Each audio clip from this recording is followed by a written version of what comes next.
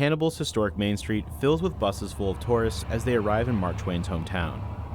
Businesses along the strip open their doors on the cooler than usual July day. Lines form at the coffee and ice cream shops. So a small business. We've been, catering to the visitors of Hannibal now for 24 years here. That's Frank North.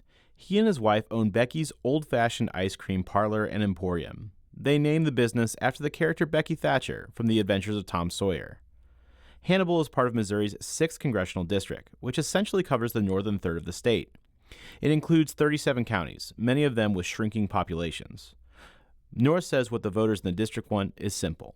Afford gasoline, groceries, that sort of stuff. That's high on a lot of people's minds. We just want somebody to be thinking of us when they're making their legislation and talking about the different things and watching over the bureaucrats. North belongs to the Northeast Missouri Conservative Club and supports U.S. House Representative Sam Graves.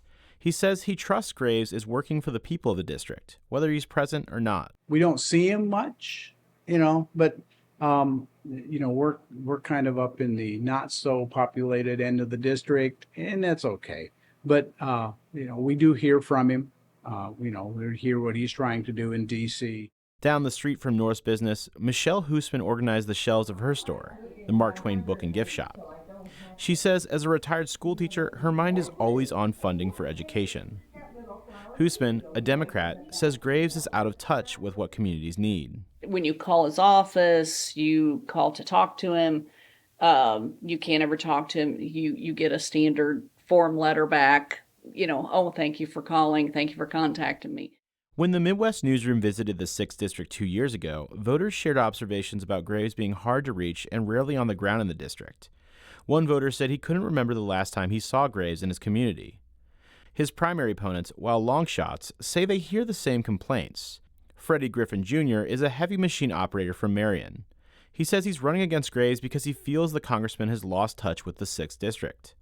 I was in Rockport one night, which is just a few miles from his house, and that was a huge complaint, even right there in his own backyard. When we asked to interview Graves for this story, his congressional office directed us to his campaign office.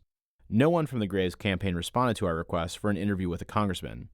Graves' campaign website hasn't been updated since April 2020. Terry Smith is a political science professor at Columbia College in Missouri.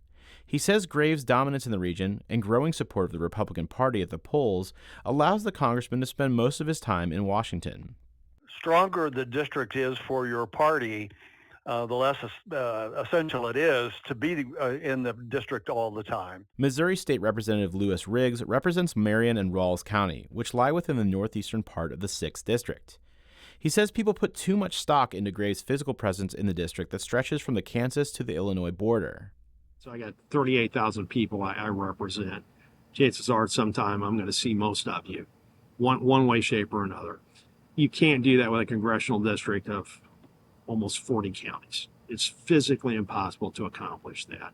Riggs say critics should look to Graves' record. He championed measures to boost commerce on the Mississippi River and improve the region's aging infrastructure. In August, Graves will face 3 primary opponents. Graves is heavily favored to win, but his challengers, including Freddie Griffin Jr. and Brandon Kleinmeyer, say they hope they do just well enough to send a message to the congressman. Here's Kleinmeyer. Some of the people I've talked to, they just want somebody that will answer them. Even if they don't like the answer, they don't want to be ignored. And they feel like they're being ignored right now. If Graves wins the primary as expected, he'll likely have another easy path against a Democratic opponent to secure his 12th term. For the Midwest Newsroom, I'm Kavahn Mansouri.